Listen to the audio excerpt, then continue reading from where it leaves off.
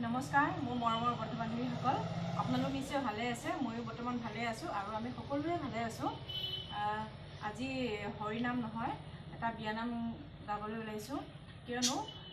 মোৰ এগৰাকী বান্ধৱীয়ে এটা বিয়ানাম গাবলৈ মেছেজ কৰিছিলে গতিকে তাই কথাটো ৰাখিবলৈ গৈ আমি এটা বিয়ানাম গাব ওলাইছোঁ